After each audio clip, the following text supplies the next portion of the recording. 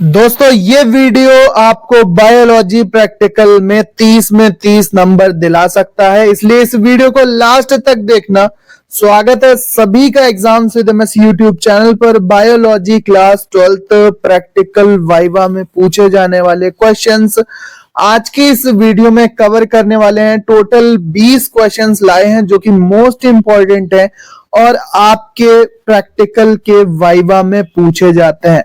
UP board, चाहे MP board, Bihar board, Jharkhand board, Uttarakhand, Rajasthan, Haryana, कोई सा भी बोर्ड हो, अगर आप अपने प्रैक्टिकल एग्जाम देने वाले हो तो ये वीडियो आपके लिए बहुत ही ज्यादा इंपॉर्टेंट होने वाला है, क्योंकि इसमें ऐसे क्वेश्चंस हैं जो कि आपके वाइवा में पूछे जाते हैं, जिससे आपको 30 में 30 नंबर लाने में मदद मिलेगी। बात करते हैं यूपी बोर्ड की, तो 30 नंबर का प्रैक्टिकल होता है फिजिक्स, केमिस्ट्री और बायो में। तो बायोलॉजी के कौन से क्वेश्चंस हैं जो आपके वाइवा में पूछे जाते हैं। और फाइनली अगर आप अपना वाइवा अच्छे से देते हो तो निश्चित रूप से आपको 30 में 30 नंबर मिलते ही मिलते हैं। अगर आप वाइवा नहीं बता पाते हो, चाहे आपने जितना अच्छा प्रैक्टिकल वर्क क्यों ना किया हो, आपके 1, 2 से 3 नंबर कट जाते हैं। इसलिए वाइवा पर फोकस करो। जो भी चार्ट मॉडल आपको बनाना है उस पर आप अच्छे से वाइवा तैयार करेंगे और ये टॉप 20 क्वेश्चंस आपको अच्छे से वाइवा देने में आपका वाइवा अच्छा होगा। ये सारे क्वेश्चंस अगर आप अच्छे से समझते हुए चलते हो तो चलो शुरू करते हैं। तो बात करें भैया, 30 नंबर का आपका प्रैक्टिकल होता है, 70 नंबर का पेपर होता है। 30 नंबर में भी 15 का डिवाइडेशन होता है। 15 नंबर आपको इंटरनल प्रोजेक्ट वर्क फाइल वगैरह के लिए मिलता है और 15 नंबर का सर जो एक्सटर्नल एग्जामिनर सर आते हैं वो प्रैक्टिकल लेते हैं, फाइल वगैरह चेक होती है, आपके एक्सपेरिमेंट्स कराते हैं और वो प्रैक्टिकल एग्जाम की आपको कॉपी लिखनी होती है और वाइवा देना होता है, जहां पर आपको उसके लिए 15 नंबर मिलते हैं। तो वाइवा ही इसमें सबसे मोस्ट इंपॉर्टेंट होता है। अगर आप वाइवा अच्छे से दे देते हो तो आपको पूरे 30 में 30 नंबर मिलते हैं। सबसे पहले भैया पूछ दिया जाता है, सर आपसे पूछ सकते हैं कि भाई बायोलॉजी का वाइवा दे रहे हो, बायोलॉजी का मतलब ही बता दो, आप बायोलॉजी किसे कहते हैं। तो आपको सिंपल सी बायोलॉजी की परिभाषा बतानी है बच्चों की। बायोलॉजी मतलब जीवों का अध्ययन। 2 शब्दों से मिलकर बना है, बायो और लोगस। बायो मतलब जीवित या जीवन और लोगस मतलब अध्ययन। तो जीवों का अध्ययन या जीवित चीजों का अध्ययन ही बायोलॉजी कहलाता है। बायोलॉजी की परिभाषा जरूर आप याद करके जाएंगे। डीएनए पर भैया बार बार क्वेश्चन पूछा जाता है वाइवा में कि डीएनए क्या होता है। तो हम जानते हैं कि deoxyribose nucleic acid, deoxyribose nucleic acid, ribose nucleic acid इसका नाम होता है। ये आप हमेशा ध्यान रखेंगे। इसमें कौन सी शर्करा पाई जाती है? इसमें डीऑक्सीराइबोज शर्करा पाई जाती है, वाई है डीऑक्सीराइबोज शर्करा।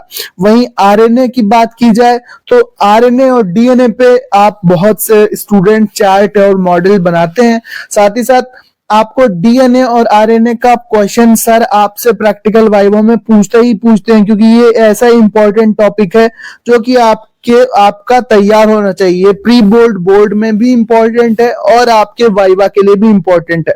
तो डीऑक्सीराइबोज न्यूक्लिक अम्ल या डीऑक्सीराइबोज न्यूक्लिक एसिड मतलब डीएनए और आरएनए मतलब राइबोज न्यूक्लिक एसिड। क्या अंतर होता है? इसमें डीऑक्सीराइबोज शुगर होती है, इसमें राइबोज शुगर होती है। ये डबल स्ट्रैंडेड होता है और आरएनए सिंगल स्ट्रैंडेड होता है। बात करें कि डीएनए में कौन से नाइट्रोजन बेस होते हैं? एडेनिन होता है, थाइमिन होता है, ग्वानिन होता है, साइटोसिन होता है। लेकिन आरएनए में थाइमिन की जगह पे कौन सा आ जाता है? यूरेसिल आ जाता है। बाकी नाइट्रोजन क्षार समान रहते हैं। डीएनए क्या है? डीएनए एक आनुवंशिक पदार्थ है और आरएनए क्या है? आरएनए का मुख्य कार्य प्रोटीन संश्लेषण होता है। तो भाई ये 2 से 3 मेन अंतर आपको पता होना चाहिए। यूरेसिल वाला तो 100% आपको पता होना ही चाहिए। बहुत क्वेश्चन पूछा जाता है कि भाई डीएनए में थाइमिन होता है तो आरएनए में उसके स्थान पर क्या होता है? तो आरएनए में क्या होता है? आरएनए में यूरेसिल होता है। नेक्स्ट क्वेश्चन लेते हैं। अगला क्वेश्चन जो सर आपसे पूछते हैं, भैया द्विनाम पद्धति क्या है? क्योंकि आप क्लासिफिकेशन लिखते हो, जीवों का क्लासिफिकेशन लिखा जाता है, स्पॉटिंग वगैरह का जो एक्सपेरिमेंट होता है जिसमें आप डायग्राम बनाते हैं छिपकली कबूतर वगैरह का, तो उसमें क्लासिफिकेशन लिखा जाता है। ठीक है, स्टारफिश हो गया या मोलस्का का कोई भी प्राणी आप बना रहे हैं, कुछ भी बना रहे हैं, अमीबा, इंटरमीबा, पैरामीशियम, तो उसमें क्लासिफिकेशन लिखते हैं। तो क्लासिफिकेशन में एक चीज यूज होती है, जैसे होमोसेपियंस लिखते हैं आप, होमोसेपियंस लिखते हैं तो वो द्विनाम पद्धति के अकॉर्डिंग ही होता है। होमोसेपियंस अगर आप लिख रहे हैं तो वो द्विनाम पद्धति के अकॉर्डिंग ही होता है। तो द्विनाम पद्धति किसने दी थी? तो द्विनाम पद्धति आपको कैरोलस लीनियस बताना है भैया। द्विनाम पद्धति कैरोलस लीनियस ने दी थी। ठीक है, कैरोलस लीनियस ने ये द्विनाम पद्धति दी थी, जिसमें क्या दिया था कि किसी भी जीव या पौधे का नाम दो शब्दों से मिलकर बना होता है। जैसे होमोसेपियंस में होमो क्या है?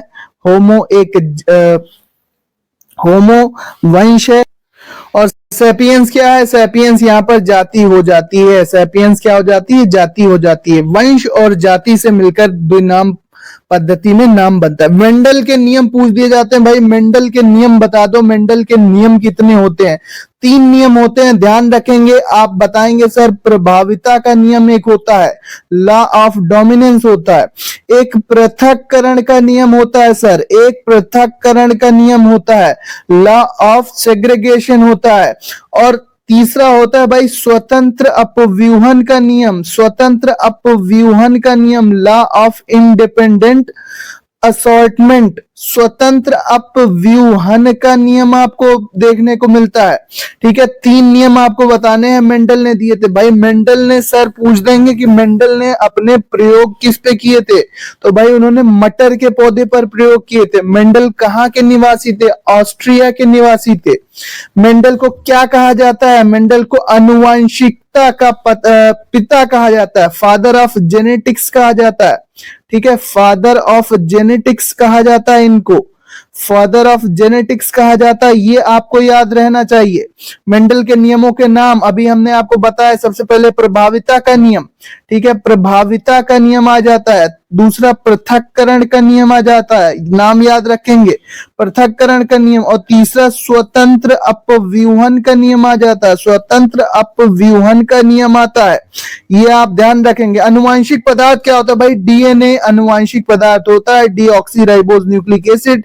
विभिन्न लक्षणों का निर्धारण करने के लिए जीवों में क्या बोलते हैं उसको, कि एक पीढ़ी से दूसरी पीढ़ी में जो लक्षणों का स्थानांतरण होता है वो अनुवांशिक पदार्थ डीएनए के रूप में होता है। DNA, deoxyribose nucleic acid, DNA. ठीक है, डीएनए, डीऑक्सीराइबोज न्यूक्लिक एसिड। ध्यान रखेंगे, सर आपसे पूछेंगे कोशिका की खोज किसने की थी?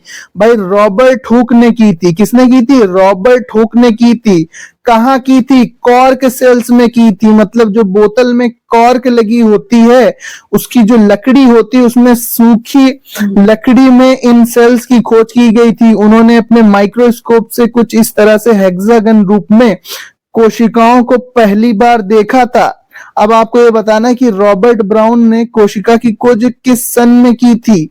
ये आपको कमेंट करके बताना है कि किस सन में रॉबर्ट हुक ने कोशिका की खोज की थी। कमेंट करिए जल्दी से। आपने अपने लैब में कौन कौन से एक्सपेरिमेंट्स किए हैं? भाई एक्सपेरिमेंट किए हैं, क्योंकि प्रैक्टिकल चल रहा है इसलिए एक्सपेरिमेंट जरूर आपको बताने। आपको अपने फाइल के एक्सपेरिमेंट नाम याद होने चाहिए कि आपने कौन कौन से एक्सपेरिमेंट किए हैं। इसके बाद आपको लैब के सभी उपकरणों के नाम पता होना चाहिए कि भाई पेट्री डिश क्या है, माइक्रोस्कोप क्या है, पेट्री डिश क्या है, माइक्रोस्कोप क्या है, कौन सी डाई है, इओसिन है या जो ब्लू वाली डाई होती है, या क्या रैक है, या अलग अलग जो स्पीशीज आपके लैब में रखी होती हैं, स्पीशीज रखी होती हैं, इन सभी के बारे में आपको जानकारी होनी चाहिए। वो सर आपसे कुछ भी पूछ सकते हैं आपके लैब में वाइवा या प्रैक्टिकल लेते समय वो आपसे ऐसे क्वेश्चन पूछते हैं। भाई एटीपी एडीपी का पूरा नाम बहुत पूछा जाता है प्रैक्टिकल वाइवा में। ATP adenosine triphosphate, adenosine triphosphate. ADP adenosine diphosphate, adenosine adenosine triphosphate और एडीपी में क्या हो जाता है, एडिनोसिन डाई, यहां पे ट्राई की जगह पे क्या हो जाता है, डाई फास्फेट, बाकी सेम रहता है। पुष्प के कितने भाग होते हैं, पुष्प के एक्सपेरिमेंट्स होते हैं, तो पुष्प के 4 भाग होते हैं।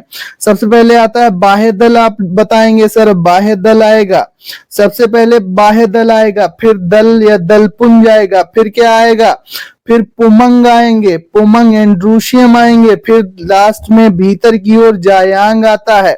एंजियोस्पर्म्स जिनको हम पुष्पी पौधे कहते हैं, पुष्पी पौधे most important topic class 12th में प्रैक्टिकल के लिए भी और थ्योरी के लिए भी।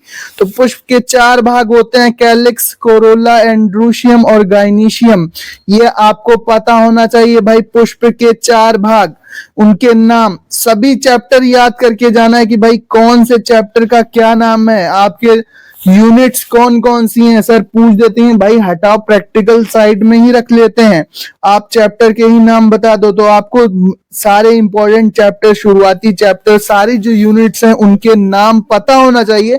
सर आपसे प्रैक्टिकल में अक्सर ये वाला क्वेश्चन पूछ देते हैं कि भाई सभी आपके सिलेबस में कौन कौन से चैप्टर हैं, आपके सिलेबस में कौन कौन सी यूनिट्स हैं। यूकैरियोटिक और प्रोकैरियोटिक कोशिका में अंतर, भाई यूकैरियोटिक कोशिका में सुसंगत या वेल डेवलप्ड ऑर्गेनेल्स होते हैं, जबकि प्रोकैरियोटिक कोशिका में भैया ऑर्गेनेल्स नहीं पाए जाते हैं, उसमें जो डीएनए होता है वो भी न्यूक्लियोइड के रूप में होता है, जैसे कि बैक्टीरिया में। आपको ये क्वेश्चन पता होना चाहिए। नेक्स्ट क्वेश्चन भैया, आगे चलकर आपको क्या बनना है, इससे रिलेटेड भी आप एक छोटा सा आंसर तैयार रखना। अक्सर सर आपसे ये वाला क्वेश्चन भी पूछ देते हैं आपके वाइवा प्रैक्टिकल में। क्वेश्चन नंबर 16 भाई, चार्ट मॉडल, ठीक है, चार्ट पेपर पर आपने कुछ बनाया है या मॉडल आपने कुछ बनाया है, थर्माकोल का या कार्डबोर्ड का या किसी भी तरह का कोई मॉडल है, या आपने चार्ट पेपर पर सिंपली आपने कोई टॉपिक बनाया है, तो उस टॉपिक को आपको अच्छे से तैयार करके जाना है, क्योंकि उसी पर निर्भर करता है वो आपका वो टॉपिक देखेंगे और उससे क्वेश्चंस लगातार पूछेंगे। ठीक है, क्वेश्चंस को पूछेंगे। अगर आप क्वेश्चन बता देते हो तो आपको निश्चित रूप से 30 में 30 मिलने की संभावना बढ़ जाएगी। ठीक है, तो चार्ट पेपर मॉडल कोई भी आप टॉपिक बनाओ, उसको 100% आप अच्छे से उसके सारे क्वेश्चंस जो बन सकते हैं वो आप तैयार करके जाएंगे। अलग अलग टॉपिक हम लाने वाले हैं जिस पर वाइवा आप बना सकते हैं, चार्ट पेपर बना सकते हैं। एक वीडियो भी चैनल पर आ चुका है जिसमें कौन से टॉपिक्स पर आप बना सकते हो चार्ट पेपर, वो बताया गया है। तो चार्ट पेपर पर जो भी बनाओ उसको अच्छे से तैयार करते रहना दोस्तों। मिलते हैं अपने नेक्स्ट क्वेश्चन है यहाँ पर, मनुष्य का वैज्ञानिक नाम होमो सैपियंस, अभी बताया था होमो सैपियंस। ठीक है, होमो सैपियंस आप याद रखेंगे, जीनस है ये, स्पीशीज है। होमो सैपियंस जीनस है, स्पीशीज है ये। नेक्स्ट है हमारे पास कॉर्डेटा और नॉन कॉर्डेटा जीवों में क्या अंतर होता है। भाई कॉर्डेटा में मेरु रज्जु पाई जाती है और नॉन कॉर्डेटा में जो रीढ़ की हड्डी होती है वो नहीं मिलती है, ये बेसिक अंतर है। नॉन कॉर्डेटा भी प्रोटोथीरिया, मेटाथीरिया और यूथीरिया होते हैं। कॉर्डेटा बाकी सारे जंतु जिसमें रीढ़ की हड्डी पाई जाती है उन्हें कॉर्डेटा कहते हैं। कॉर्ड से बना है, कॉर्ड से बना है कॉर्डेटा, आप याद रखेंगे। सर अक्सर आपसे वाइवा लेने वाले सर आपसे अक्सर ये कॉर्डेटा और नॉन कॉर्डेटा के बारे में क्वेश्चन पूछते हैं। कॉर्डेटा और नॉन कॉर्डेटा के बारे में आपको पता होना चाहिए, कॉर्डेटा और नॉन कॉर्डेटा के बारे में। ठीक है, कॉर्डेटा और नॉन कॉर्डेटा के बारे में आप याद रखेंगे। ब्लड ग्रुप्स, ब्लड ग्रुप्स कितने होते हैं भैया? 4 प्रकार के ब्लड ग्रुप्स होते हैं, blood group A, blood group B, blood group A B और ब्लड ग्रुप ओ। ये 4 प्रकार के ब्लड ग्रुप्स होते हैं। किसने खोज की थी? कार्ल लैंडस्टीनर ने इनकी खोज की थी। कार्ल लैंडस्टीनर नाम के वैज्ञानिक ने इन ब्लड ग्रुप्स की खोज की थी, ये आपको ध्यान रखना है। ठीक है, तो ये यहां से क्वेश्चन बनते हैं। बाकी चैनल को सब्सक्राइब कर लो, सर आपसे ये भी पूछ सकते हैं कि आपने चैनल सब्सक्राइब किया है या नहीं किया है, तो आपको बता देना जी हाँ बिल्कुल किया है। वहीं से ये इंपॉर्टेंट क्वेश्चन देखे थे जिससे मुझे 30 में 30 नंबर मिलने वाले हैं। तो ऑल द बेस्ट सभी को प्रैक्टिकल वाइवा के लिए। हम अलग अलग टॉपिक पर जिन पर आप वाइवा तैयार कर सकते हो, चार्ट बना सकते हो, वो वीडियोस लाने वाले हैं। इसका पीडीएफ आपको हमारे टेलीग्राम चैनल पर मिलेगा। टेलीग्राम चैनल का लिंक डिस्क्रिप्शन में है। मिलते हैं अपने नेक्स्ट वीडियो में। इसी तरह के इंपॉर्टेंट वीडियोस लगातार आपको मिलते रहें, इसलिए बेल आइकन प्रेस कर देना।